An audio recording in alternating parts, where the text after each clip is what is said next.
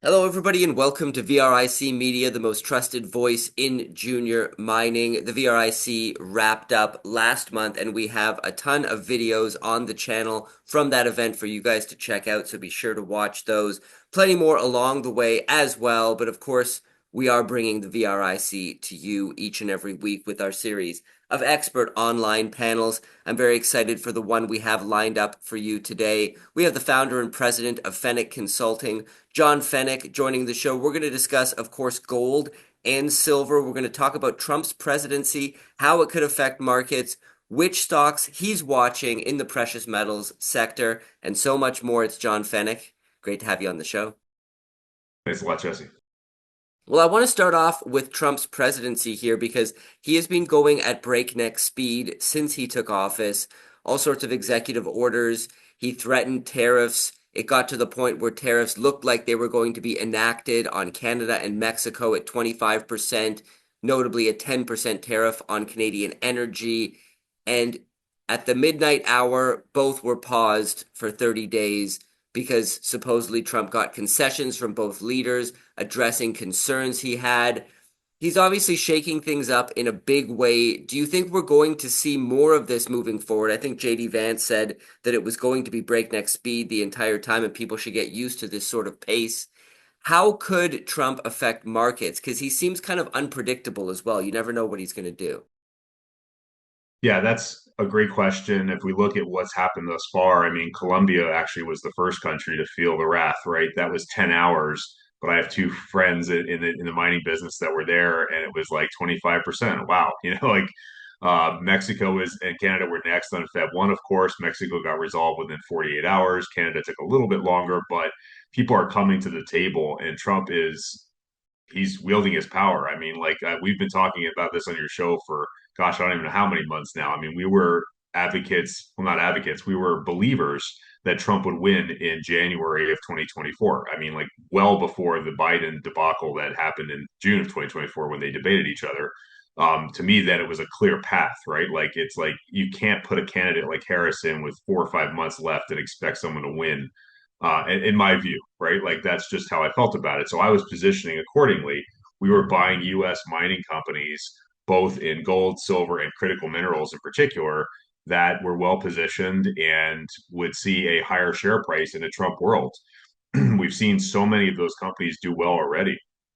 I mean, if you look at his, talk about Alaska, some of these Alaskan stocks have just roared. I mean, Trilogy Metals, NAK, which is Northern Dynasty. Some of these aren't the best companies. We don't own huge positions in these, but like the fact is, if you look at the exponential growth in share price since then, this isn't like, because the projects are doing much better. It's because Trump is talking up drill, baby, drill, and people are taking notice. And so it's important as an investor to say something has really changed here. And that's what we believe is that now that you have Trump in office, it's already starting to change and it's changing fast. So you have to be, as an investor on top of that. If you can't keep up, I get it.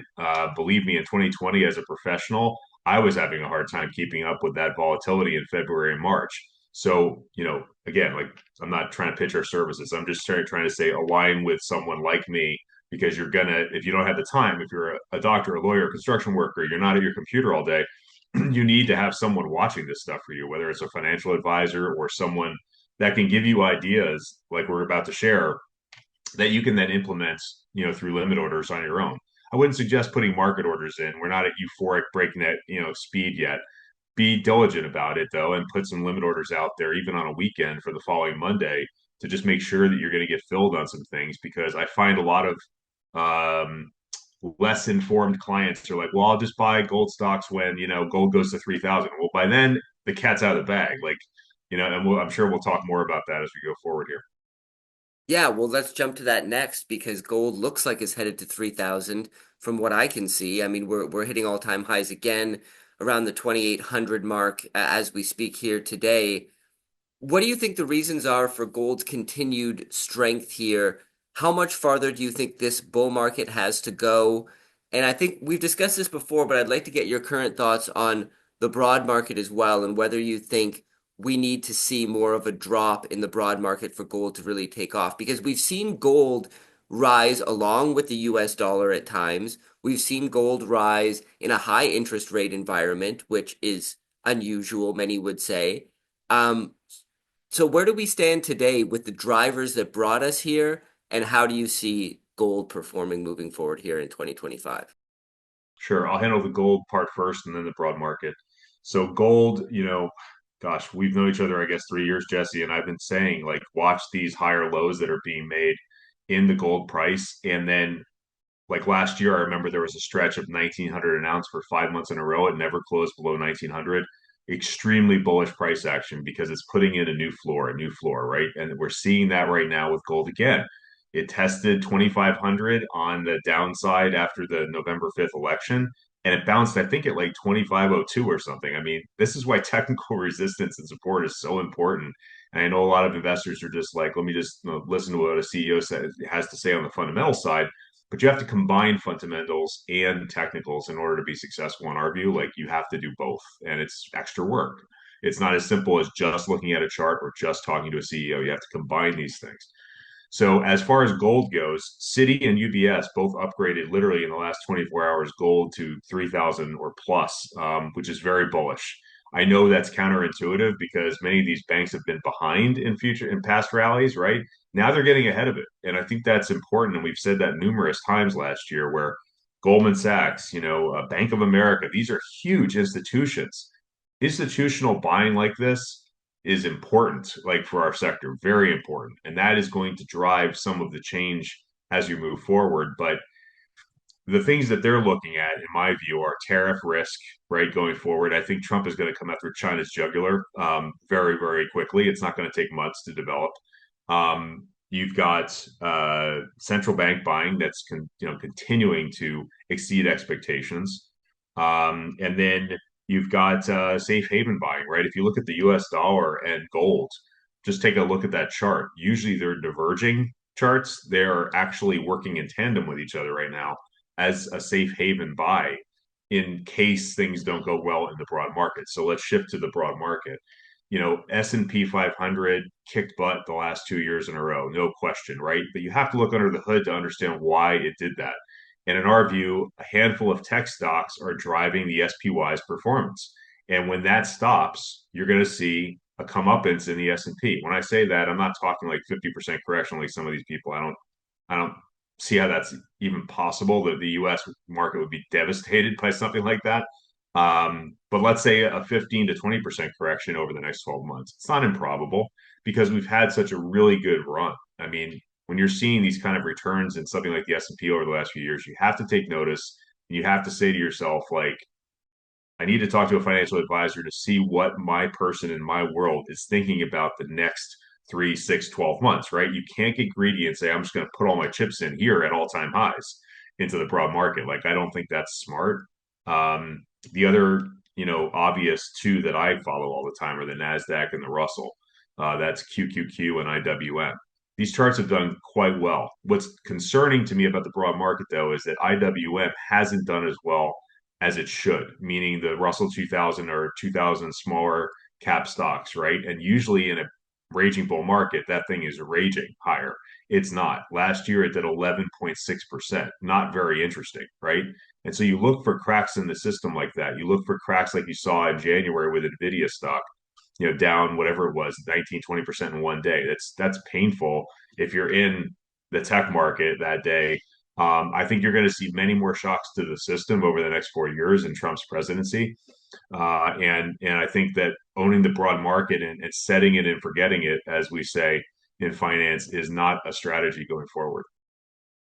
Yeah, some very good points there. What do you think it's going to take for gold to go mainstream in terms of investment products available? Because most people just go to their bank when they want to invest in something who, aren't investors traditionally and think, oh, I have some money set aside. And those banks offer mutual fund products, often very opaque. They don't really tell you what's in it. This is the growth strategy. This is this.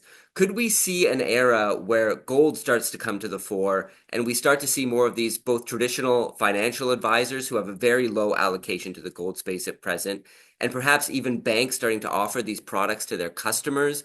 And at that time, will it be time to perhaps exit the space for those of us who've been involved since this bull market began?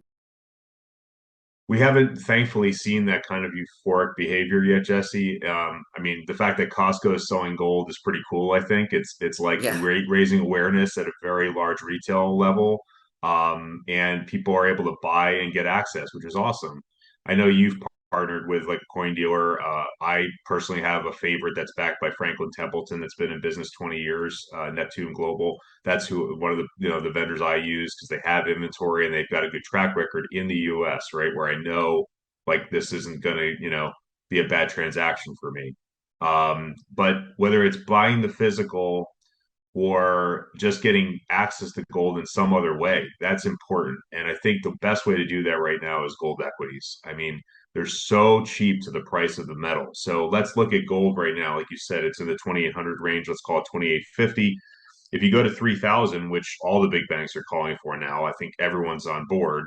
Then you're looking at what, like a 6% return from here. Like, as Mr. Wonderful says, I don't get out of bed for 6%. This is not an interesting thesis to me. But you can look at Barrick Gold, GOLD, trading at 17 bucks on the nose as we record this, and say this thing can go from 17 to 20, 17 to 22 in a 3,000 gold market easily. So that's way better price return, right? And Newmont can go from 43 to 50, and Agnico can go from 96 to 110. Like these are not weird, ideas. Like they have to play catch up to the price of gold. If you don't believe me, just draw a GLD on top of any of those charts. The three tickers are Barrick GOLD, Newmont NEM, and Agnico is AEM. We own big chunks of those stocks because we think that they still haven't caught up to gold's ascent, and they will. Yeah, and these are the majors. I mean, that's what these aren't penny stocks or smaller junior mining stocks, which I know you believe there's also a huge opportunity in the junior mining space. I spoke to Peter Mhm. Grandich recently on the channel. He thinks it could be the opportunity of a lifetime, the junior mining space in particular, with this current level of valuations. Let's break down the gold and silver mining space at the moment, starting with gold. And one of the big themes that came up at the VRIC, and one that we've spoken about as well, is the valuation gap between the miners and the metal, even the majors, as you've brought up. But if we go down the risk ladder, so to speak, or up the risk ladder, I should say, to developers and explorers, the gap seems even more profound. So I wonder what your thoughts are there, and then how you're seeing the silver mining space at present as well. Okay. I agree with what you just said there in terms of the gap being larger in the developers and explorers. And for that reason, we've been overweight explorers and kind of market weight developers since July of 2023. So we're early. But the reason I did that, Jesse, was twofold. One, you don't have a crystal ball. You can't look back and say, oh, I should have known this was going to happen, right? Number two is I knew that it maybe not be a perfect entry point, but I wanted to get a 12-month hold on these stocks to get the long-term cap gain or loss. I think that's important. I've been killed by short-term cap gains and losses over my career. So I kind of said to myself 2 years ago, I can't keep trading this stuff like every 6 to 9 months. I have to, buy something at least for a year. And if I enter the stock, right here and it's not a perfect entry point, who cares? Because gold is moving towards 3,000. That's always been our thesis.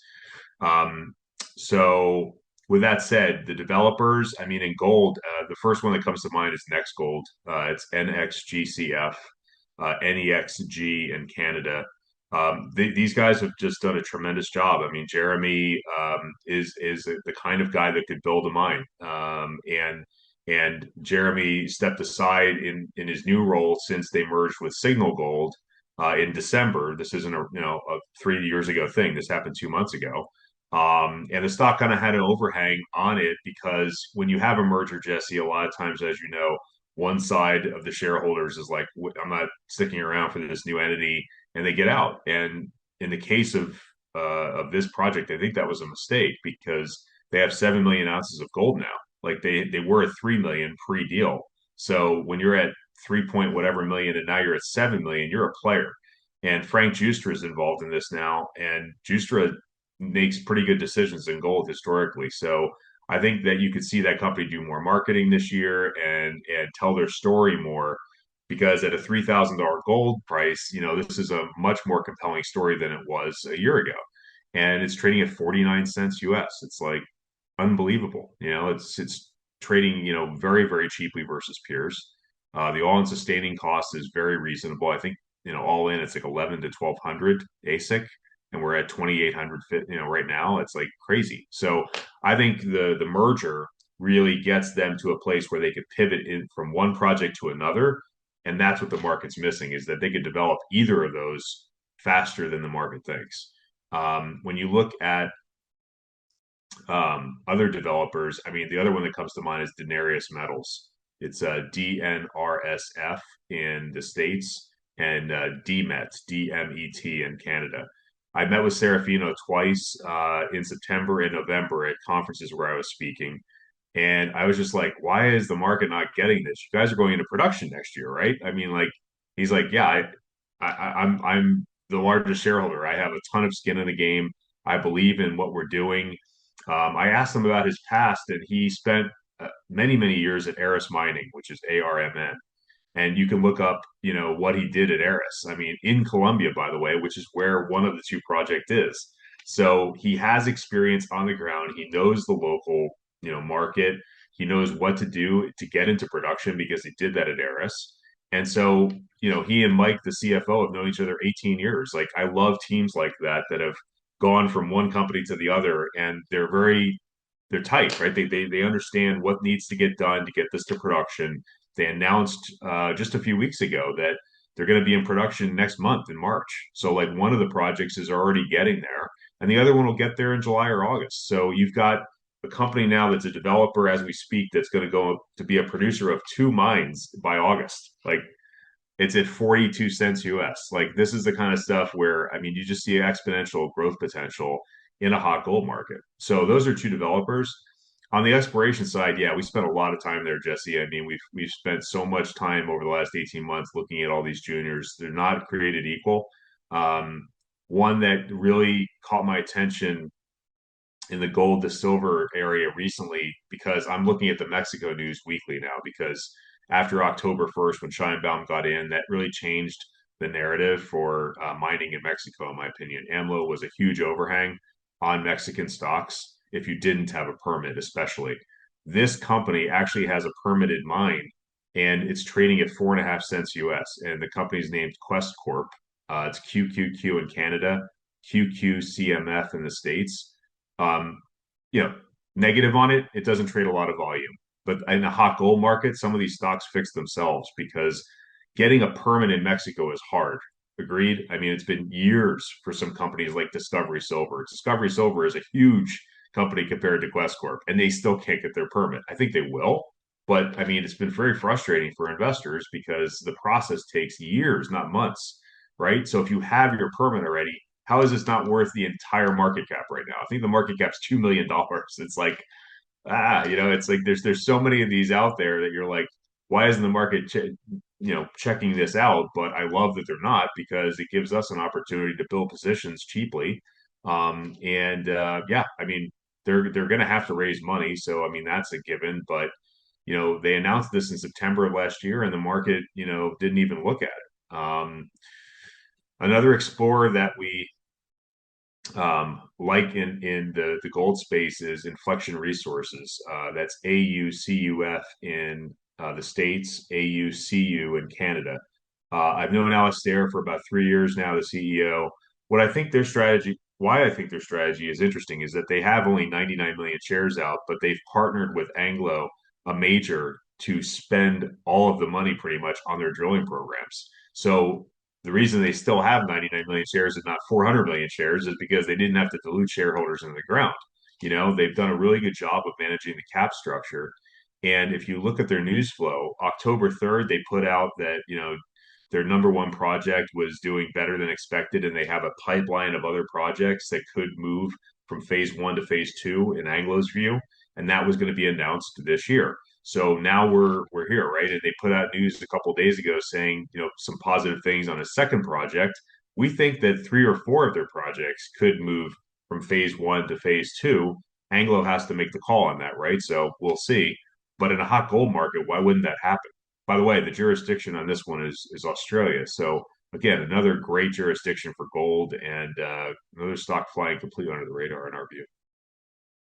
Very interesting. I wanted to hone in on silver for a moment here. Maybe just get the your kind of view on the macro picture at the moment and where you see silver headed, the main catalyst you see driving that metal. And obviously, some of the stocks you talked about are silver miners as well as gold.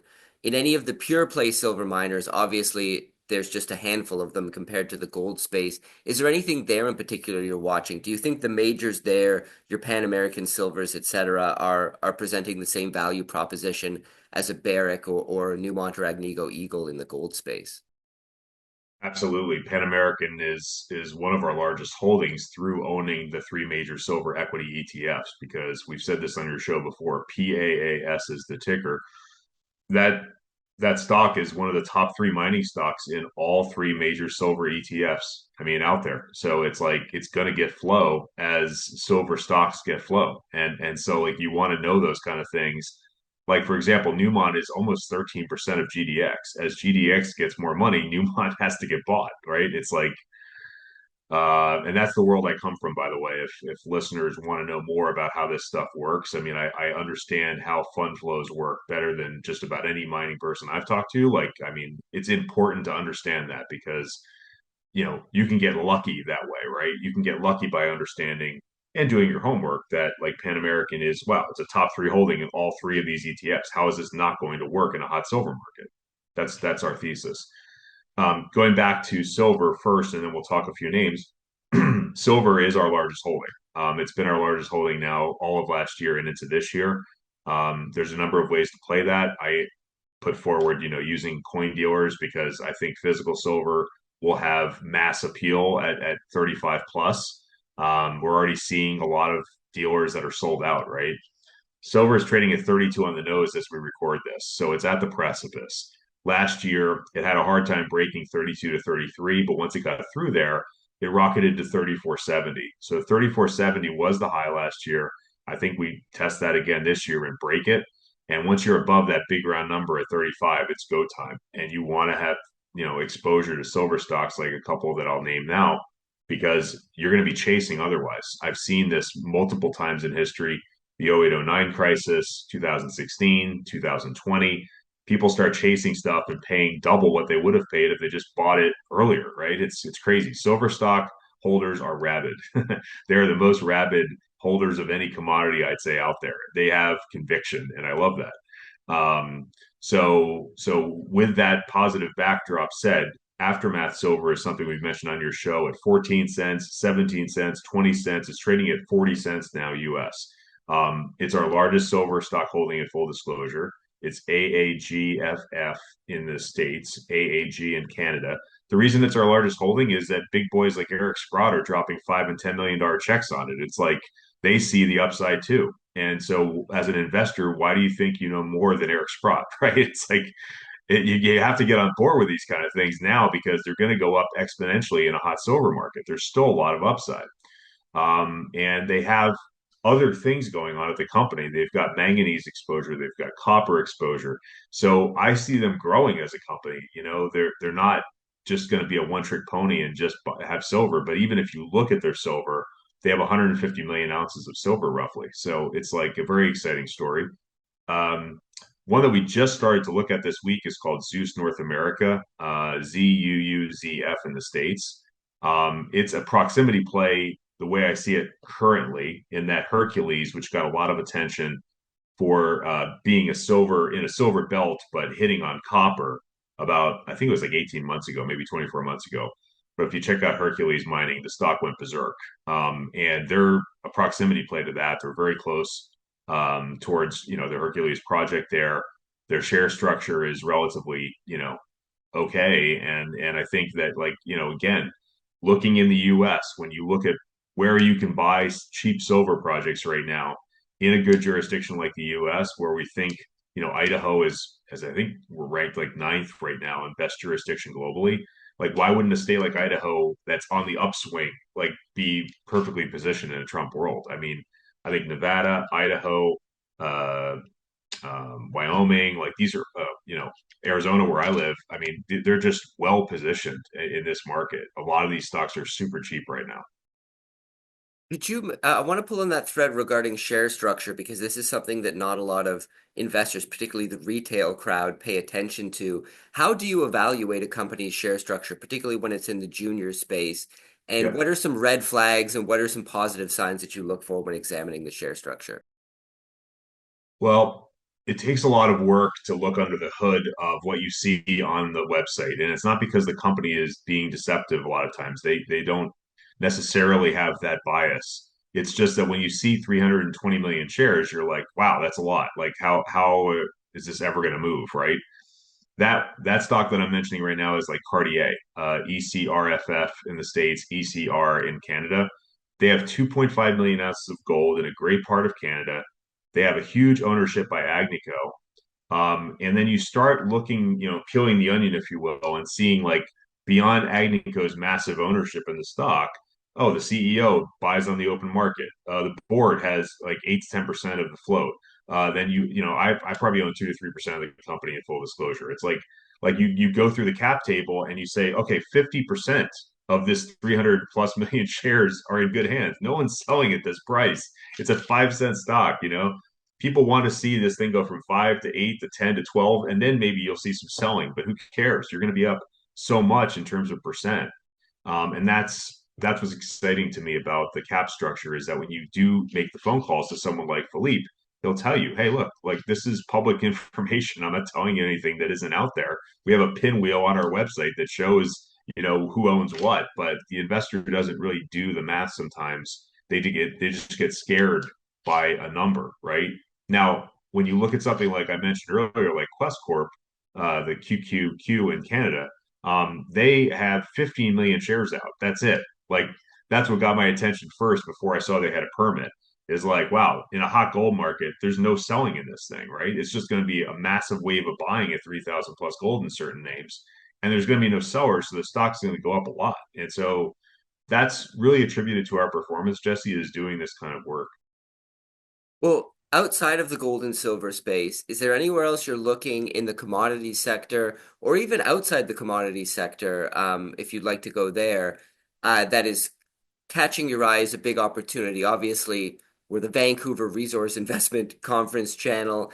A lot of the guests we speak to see a commodity super cycle on the horizon and everything from copper to uranium to other base metals, energy. What are you watching right now in the space outside of the gold and silver sector? Well, I'll take part of that, the last part of that question first. We don't see a super cycle, and I have every reason to tell you I do. I would love to see one. I will make so much money in a super cycle, it will be ridiculous. I can't even get my head around it. But let's prepare for the realities, right? Like that's why we never have talked 100 silver on your show or 6,000 gold because it's never happened, right? Like I deal in absolutes, and the absolute truth is that things are moving faster that investors can keep up with. Hence, that's why I suggested them partnering with someone like myself or someone else because you're not going to be able to keep up with the pace. If you pay someone a couple $100 to do this or a couple $1,000 to do that, it's way easier to do that than to miss an exponential move in a stock because you're just at work, right? It's like getting back to your question, it's like the one area that I think is super hot right now and attributed greatly to our performance last year is exposure to critical minerals that are in North America. That could be, it doesn't have to be US, it could be Canada. One theme that we've played for, gosh, it's been 15 months now is tungsten. Because my dad was in the military and I look at military metals a lot and tungsten is one of those things that is used in ammunition, body armor, tanks, missiles. It has a lot of uses for things that the U.S. is involved in right now. The unfortunate thing is that the U.S. produces 0% tungsten. Like it's literally beholden to countries like China. China owns 81 or produced 81% of tungsten last year. Russia and some other nefarious parties produced about 8 to 10%. So, when you look at 90% of the world's tungsten being produced in places that are not friendly to the US, what do? You have to buy US, and Canadian tungsten companies, in my opinion. There's only a handful. So Fireweed put out really good news mid-December that they got a $35 million grant from the government to fund projects like this because the governments now are waking up to, oh my gosh, we're never going to be able to beat China in this commodities race at all. We can't even keep pace. So that one is Fireweed is FWEDF in the States. Two in the US that I really like, Guardian Metal Resources is GMTLF in the States, and it's GMET.L in London. Doesn't have a Canadian ticker, but Oliver has two projects now in Nevada. He did a really good job of doing just enough of a raise to get the money to buy the second project, which just got announced a few weeks ago in Nevada. And they've put out some really good drill results. So I think that they're in line for some money as well, just like Fireweed, because they're advancing the project methodically. If you look at the website, Guardian Metal Resources, it's talking about military metals, and these kind of things resonate with people in the DoD, right? Another one is American Tungsten, which just had a name change away from Demesny, like a week ago, and that one is DEMRF in the States, TUNG, great symbol in Canada, and they're in Idaho. So they've got an experienced CEO in Murray Nye who is leading that company. They have a great website and a great presentation deck. I would strongly recommend people take a look at that to get a better feel for what I'm talking about because they put some cool slides in there about the backdrop as to why this is so crazy right now. And there's only a handful of names to play, Jesse, is my point. You can't buy an ETF in tungsten. You can't buy a mutual fund in tungsten. Like this is like you got to do the work to find exposure. The other one I'll just mention real quick, and then we'll wrap it up, is antimony. Antimony has been front and center now for 2 years, I'd say at least. I mean, Morgan Stanley came out last April, the biggest broker dealer in the world, and said, "Hey, we're looking at Perpetua PPTA, which is an antimony play," and I was like shocked. That's when I woke up like 10 months ago and said, oh my gosh, like this is a huge entity now getting involved in something that has no business and no knowledge really about antimony at all. They're just seeing what I'm seeing for the first time.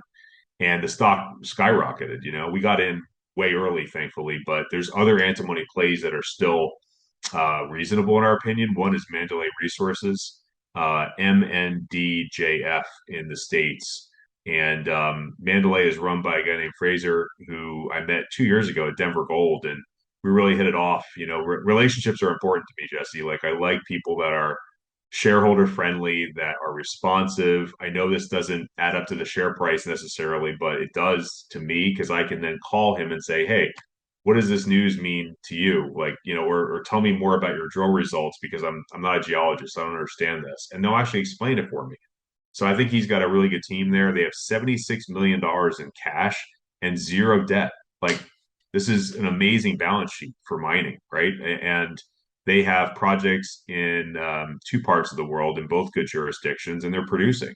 So that's one that, where I mentioned the tungsten plays, most of those are developers or explorers. The antimony play I just mentioned is producing. So that's really positive because you're able to realize, prices today.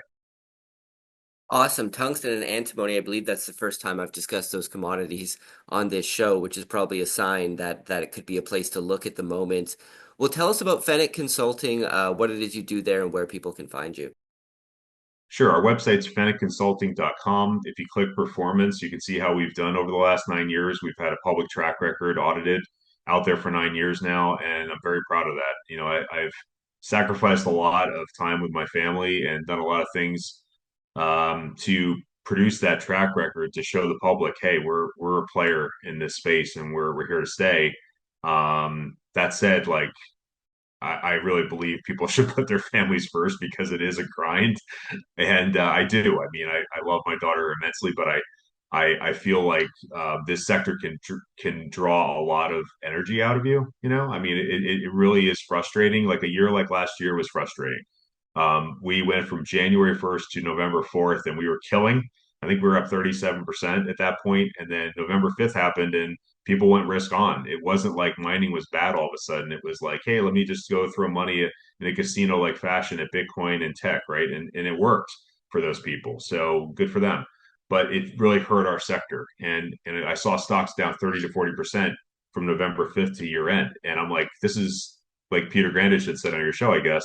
This is like a buying opportunity. You have to stop what you're doing and be like, I have to just put my chips in here. And that's what we did. We went from 14% cash, I think, leading up to the election to like 4 or 5% cash.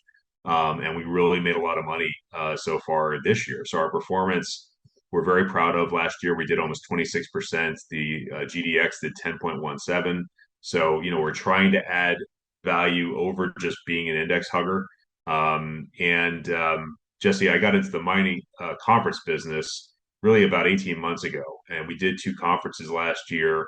That website is a different one. That's topshelf-partners.com.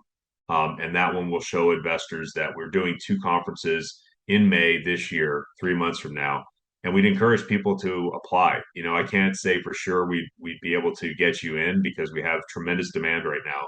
But I would say that, it's the time to think about this kind of stuff, whether it's going to our conferences, going to Rick Rules in July, going to PDAC in Toronto in March, going to yours, VRIC in January of next year. Like people have to make the effort to get out there and meet people now because this is a time when you're going to thank me or anyone telling you to do this, down the road and say, wow, if I didn't go to this conference and meet these CEOs, I would have never known like this information is out there and it's public, right? It's like who has time to read 100-page report that's filed on CDAR? Like I don't have that time anymore. I used to, but like I'd rather just call a CEO or go to a conference and spend 15 minutes with someone and just pick their brain.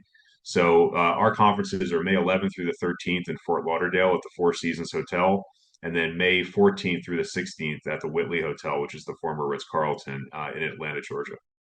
Great. Well, I'll put links to Feneck Consulting as well as the conference website so people can check that out.